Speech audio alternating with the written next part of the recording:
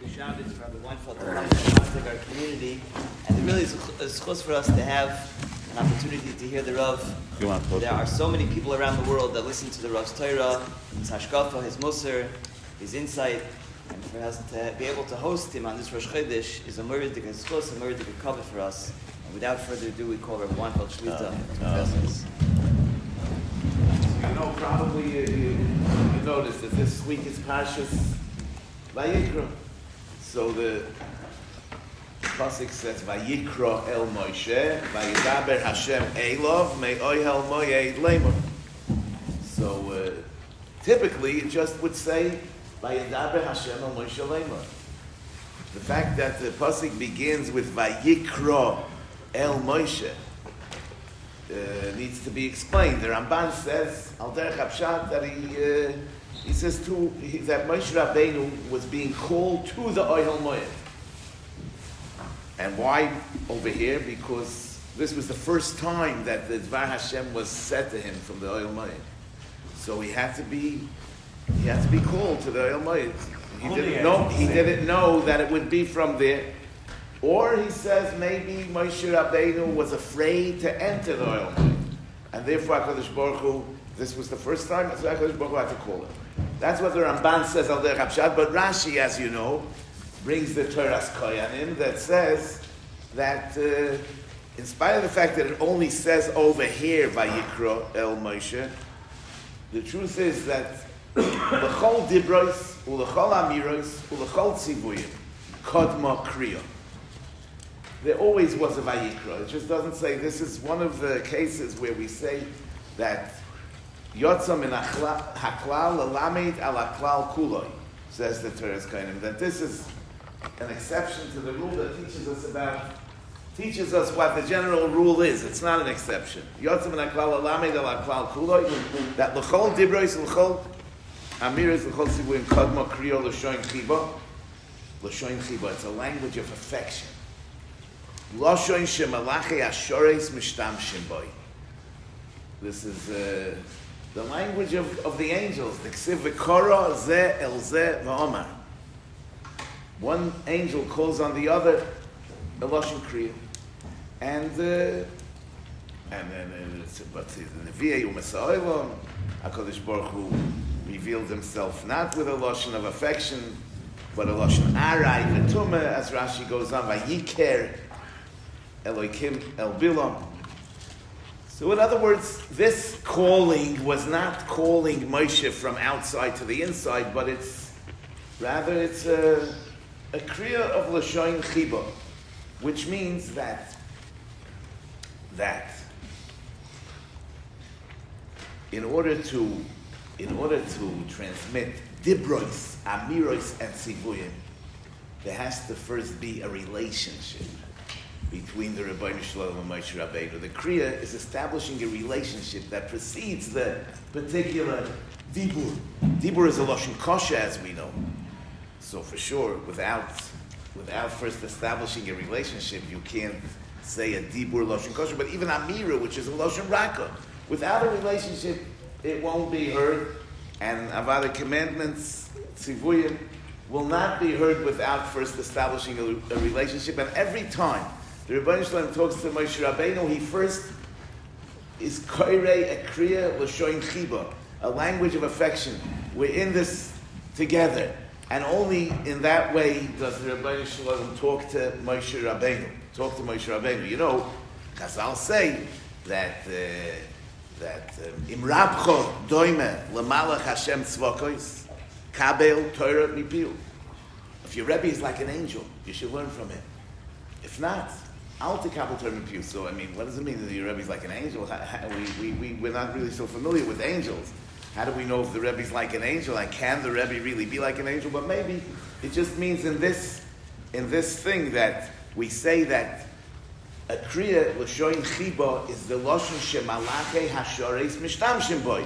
Diksiva koro zel zevama. In other words, if the Rebbe talks like an angel in the sense that he doesn't just teach, but he establishes a relationship of kriya l'shoin chiba, then you could learn from him.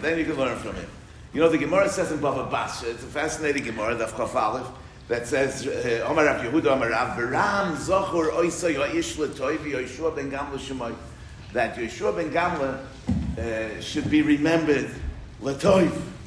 And what's so special about him? If not for Yoshua ben Gamla, nishtachech Torah b'Yisrael, Torah would be forgotten. Shabbat because once upon a time, Misha yesh lo av malamdei Torah. Somebody that had a father, the father taught him Torah. Misha ein lo av. Somebody that had no father, lo hoyo lomei Torah, didn't learn Torah. My dorush, v'lemadatem oisam. It says in Kriya Shema, v'lemadatem oisam as b'neichem, but it says oisam without a vav. So they said v'lemadatem atem as b'neichem. That the teaching is only through the father to the son. So hiskiru shir meshivu lamdei tinoikes birushalai my dorosh kimitzian teitzei Torah v'adai mishi yesh lo av. Somebody that had a father, the father brought him to the Rebbe. Somebody that didn't have a father, until Yeshua ben Gamla came and he instituted that there should be schools in every town, in every city. And that's why we say that if not for Yeshua ben Gamla, Torah would be forgotten. But this is really fascinating. I mean, so for generations, orphans weren't learning Torah. And nobody was worried about it. I mean, until Yeshua ben Gamla came up with this brilliant idea to make schools. I mean, they couldn't think of this before. So they couldn't think of this before. But it could be that, you see, since they understood that the way Torah is taught is only with a kriya, l'shoin chibah, Torah has to be taught with affection. Torah has to be taught in a context of a relationship. They felt that professional rabbeim can't teach. And therefore, only parents can teach their children. I mean, people that are not parents are not capable.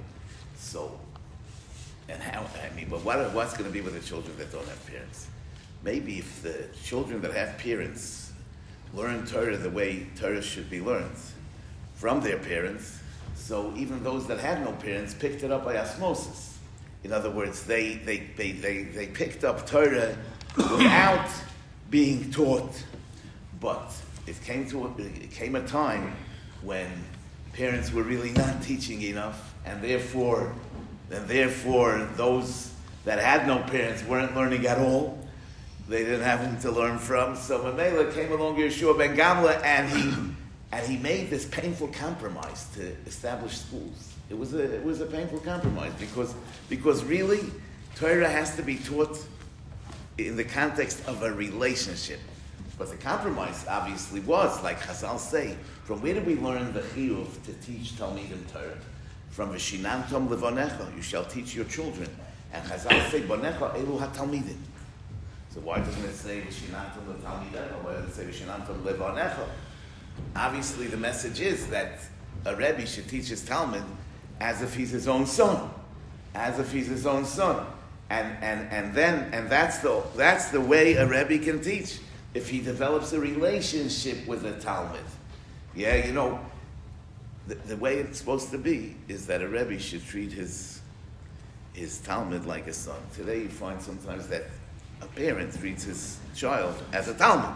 Yeah, but the way it's meant to be is V'shinantom levanecha elu haTalmidim, and that's really how Torah was taught by the Rebbeinu Shalom to Klal Yisrael, as we say in the bracha of Ava Rabba. We say Ava Rabba haftonu Hashem Elokeinu chem lo gedoyla v'yiseirach hamalta aleinu and v'talamdein chukei chayim. And we ask Avinu of haracham on hamarachim rachem aleinu v'seim b'libeinu lahavinu lahaskil. In other words, it's all in the context of chem lo gedoyla, compassion and love. Only in that context can Torah be taught, can Torah be learned. Okay, now, there's a pasuk in Mishlei that says, Al toichach leitz pen yisnoecha. Don't give mussar to a letz. How would you say, Gabriel, how do you say in English a letz? I mean... A businessman. Well, anyway, Al Toichach Leitz, no, Rabbi. Maybe a cynic. A cynic is close enough, yeah. But yeah. So Al Toichach Leitz. Ben he's going to hate you. Hoichach lechacham v'yavecha. Give mussar to a smart man, to a wise man, and he'll love you. Asks the Shlach Kodesh. I mean, but who needs the mussar? The Leitz is the one that needs the mussar. We should give mussar to the wise people that don't need it. I mean, we should abandon the Leitz. He says, really, we're talking about the same person. He says that there are two ways that you can give mussar. One is you put him down. You say you're really a nothing and a nobody. You're terrible. I mean, that's the mode of Toichach Leitz. Yeah, that I talk to you as a Leitz. He says, no, you should be Hoichach lechacham v'yavecha. Tell him, you're really much smarter than that. I mean, you're much better than the way you're acting. I mean, it's kind of surprising that you did what you did, right? That's what he says. The lashon of he says, Sheyoichiach lo shu be'emes adam chacham v'ish toiv. You should tell him you're really smart and you're really a good guy. Ve'ein ma'asav lefi erkoi umahusai. Your actions are not consistent with who you really are, right? And he says, he's in Parshas Kedoshim. Anyway, the thing is like this.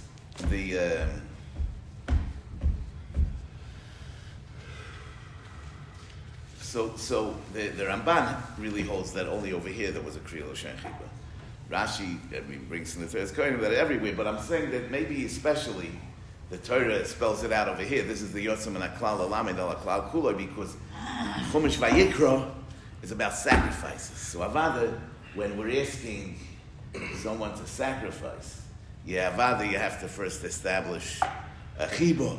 Otherwise, it's not going to happen. Now, you know that the Yom Tov that's coming up is really all about chinuch. It's all about education, because v'higada to levincha. And that's because already at the Makas Borod, Paroi was willing to release the Gvorim and the men. And Elechu no HaGvorim ve'ivdu as Hashem. So what we needed, the redemption, what we needed all the Nisim for, was in order that it should be b'na'areinu u'vizkeneinu neilech bevaneinu u'bivnaiseinu. So that's why, I mean, it's a centerpiece of Pesach is v'higadita levincha, and avad has to be done in this way of chemla gedola v'yisera, of kriya l'shoin chiba. You know, the Balaturim says on the pasuk leman tesaper ba'oznei bincha uben bincha. He says, why does the Torah say bincha uben bincha? She'ad kan rachamei ha'av alaben. Because a person has that special feeling only towards his children and his children's children, and not beyond that. And therefore the Torah spells out leman tesaper ba'oznei bincha uben bincha. So you see that the Sipur of Yetzias Mitzrayim has to be done in that context of Chemlo Gedolah. Ad kan rachamei ha'av alaben. So we say Baruch Hamokoim, Baruch Hu, Baruch Shenosan Torah L'Amo Yisrael, Baruch Hu, Keneged Arba Bonim Dibra Torah. So the Maharal says that what's Keneged Arba Bonim Dibra Torah, because the Torah covers everything. The Maharal has this whole discussion in Perik Nun Gimel in the Sefer HaGvuras that Torah includes everything, and therefore the Torah has an answer to every type of person. And that's why Keneged Arba Bonim Dibra Torah. Nobody's not addressed by the Torah. Everybody's included. Okay, so first of all, we have to acknowledge and recognize that people are different. Not everybody's the same. It's not one size fits all. You can't say the same thing to all four sons. You have to have a response that's appropriate to the particular son, and to his character, to his nature, to who he is. And that's also maybe why Sipur Yetzias Mitzrayim is derech she'elo teshuva. It has to be with a question, because only if there's a question could you hear, what he needs you know what the answer needs to be. If he doesn't talk, I mean, you're just preaching. I mean, you might not be reaching the real child. Now, you know, how do we know that Keneged Abba Bonim Dibra Torah? So the Mechilta in the end of Parshas Boy, I mean, learns it from the fact that the Torah mentions 4 times the Sipur. You know, 3 times in Parshas Boy, and 1 time in Parshas V'eschanon. And Chazal say that these 4 times are 4 different children, 4 different types. The Abu Draham says that the Baal HaHaggadah brings them in the order L'fisei the Chochmasa. Now, really, because there's a question over here. He begins with the Chacham, but the Chacham is actually the one in Parshas Va'eschanan, Chumash Dvarim. The question of Ki Yisholcha Bincha Machor Leimor Ma'ha Eidus Va'chukim Va'mishpatim, yeah, that's the Ben Chacham according to Chazal, and that's the list that's mentioned in the Torah. But Abu Draham is saying that the Baal HaGadah changed the order, and he's doing it if he say the Chachmasa. But really, in the Torah, in other words, who's the first in the Torah? The Rasha, because Chazal is saying that when it says in Parashas Boy, V'hoyo ki yoimru aleichem b'neichem mo ha'avoida hazois lachem, which it says already in the Parashat V'chodesh is lachem.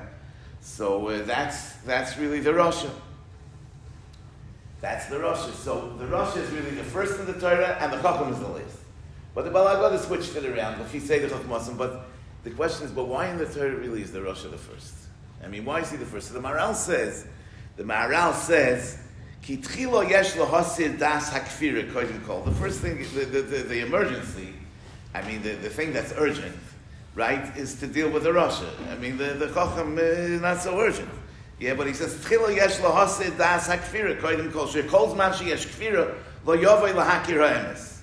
So the Sur Mirah is the first thing, but not only that the Torah put the Rasha first, the Torah put the Rasha before even the Yetziah Mitzrayim. It appears already in the Parsha, the She'eni Yadei L'Shu, the She'eni Yadei L'Shu, appears in the Parsha of Kadesh Li Kol Bechor, in the end of Parshas Bo. Over there it says, V'yigadet L'bincha b'yoyma hu leimor ba'avur zeh osa Hashem li b'tzeisi mitzrayim. So Chazal learned that since it just says V'yigadet L'bincha and there's no question before that, so we know that it's about the Einoi Yodei Alisho that didn't ask anything. And the pasuk that we teach is talking about the Tam, is the pasuk in the Parsha V'hoyo Ki Yeviacha, in the end of Parshas Boy, where it says V'hoyo Ki Yisholcha Bincha Leimor Ma'as Hois V'martoi Lo B'choizik Yad. Since he's asking like such a simple question as Mazois, we say he's the Tam. Okay. Now, the Chacham is in Parashas V'eschanan. So in other words, the Tam, the Sheni Yadei Elishel, the Chacham are all appear in the Torah after Yetzias Mitzrayim. But the pasuk of the Rasha, which is V'hoyo ki yoimru aleichem b'neichem moha avoida azois lochem, is in the Parasha V'chodesh hazeh lochem, which was said to Klal Yisrael on Rosh Chodesh Nisan, like today. So, Avada, we need to understand why the Torah put the chiyuv of telling the story to the Rasha first and even before Yetzias Mitzrayim takes place. Now, I just want to say one thing. Rasha ma'hu oimer, it says, ma'hu avoida hazois lochem.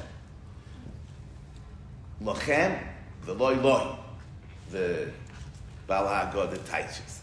L'fi shehoitzi atzmoi min haklal. Yeah, he's saying avoida hazois lochem. Kafa big.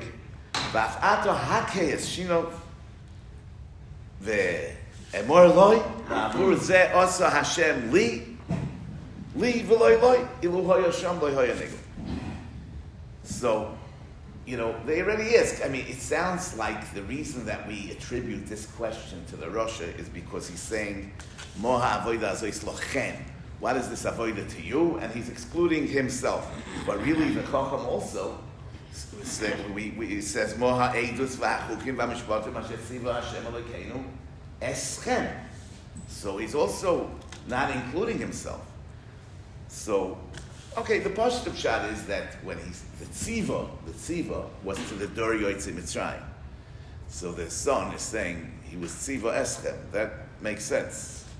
But when the pasuk is talking about moha avoida hazois lachem, he's excluding himself from the avoida. So that means that he's not including himself in the practice. Not just that he wasn't told, because Hitaka wasn't told. But really, it's not clear that the reason that we're saying that this pasuk is the question of the Rosh is because of the word lachem. That was in the Akedah Yitzchok, Rabbi Yitzchok Arama, which was lived some 500 years ago. In the Sefer Akedah, he says that the reason that we say that this pasuk is the Rosh speaking is because it says by the other sons it says Ki yisholcha bincha, your son will ask you. But over here it says V'hoyo ki yoimru aleichem b'neichem, your children will tell you. So he says that he's talking, he's telling, he's not asking. And if the son is yoimru aleichem b'neichem, that's the Rosh. Because if he wants an answer, he would be asking, not saying. And there's another thing the Orachaim HaKodesh says in the Meshech Chochmah, in the end of Parashas Boi, that in the other psukim, it says that Ki yisholcha bincha machar leimor. Leimor means that he wants you to respond. But over here, it just says Ki yoimru aleichem b'neichem. Right? There's no leimor. He's not waiting for an answer. So the thing is like this. That really, it comes out, Keneged Arbabanim Divrei Torah, but I say, it's not so obvious. It's not so clear if this son is a Chacham or a Rosh. You have to really be attentive, and you have to be sensitive to the nuances. I mean, he says Eschem, he says Lachem. It's pretty much the same language, right? I mean, it could be that the whole difference is if he's saying it with a niggin of a question, or he's saying it with a niggin of a statement. In other words, so really a parent has to have the ability to know the difference. The difference is not so obvious. What I'm saying is the difference between the Chacham and the Rasha is not so obvious. You have to really be sensitive to the nuances in order to identify what he is and how you shall respond. But you know what the answer that the Baal HaGoda gives to the Ben Rasha is Ba'avur Zeh. Oh, you didn't say how? When should I finish? It's already. It looks like it's over. Huh? Okay, another few minutes, and it will be fine. Okay, so the thing is like this. The thing is, what's the answer? The answer is Ba'avur Zeh Asa Hashem Li. In the Torah, this is the answer to the Sheni the Elisha. And so maybe there's two problems over here. One is then the Torah is not the answer to the Ben Rasha. So why we bring it over here? And also, I mean, in the pasuk by the Sheni the Elisha al Korchov, when we say Ba'avur Zeh Asa Hashem Li, I'm not saying Li v'lo Eloi. There's no reason that he should be excluded. So how we're bringing the pasuk that appears in the Torah as an answer to the Sheni the Elisha, we're moving it to the Rasha, and we're teaching Li v'lo Eloi. I mean, that's not the real touch of the pasuk, because the pasuk appears as an answer to the Sheni the Elisha. I mean, I say that just like the question is has a dual meaning. I mean, sometimes it means like this, sometimes it means like that. It's not even clear if it's the Chacham or the Rosh asking. So on. Also, the answer. The answer is Ba'avur Zeh Asa Hashem Li. Now, we hope that the subtle message will be picked up by the one that asked the question. Sometimes it has the meaning of Li v'lo Eloi, and sometimes it doesn't have that meaning. But we're not shoving it down his throat. I mean, I'm not saying to him straight out, Li v'lo Eloi. It's really the same answer that you give the Inyanei Yedei Elisha. Okay, we're gonna cut it short. I just want to say one more thing. We use the answer that appears in the Torah by the Inyanei Yedei Elisha for the Rosh. How's that? I say because really we're telling the Rasha is also an Inyanei Elishul. There's two types of Inyanei Elishul. One is Inyanei Elishul that is so dumb he doesn't know what to ask. But there's an Inyanei Elishul, the guy that's so smart he thinks he has all the answers. He doesn't know how to ask questions. Doesn't know how to ask questions. So we're really using what the Torah responds to the Inyanei Elishul, and we're using it for the Rasha because he's also an Einoi Yoidei Elishul.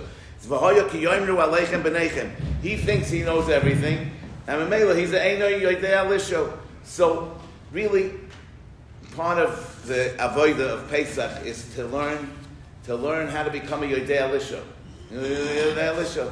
I mean, we have to recognize, we have to realize that we don't have all the answers.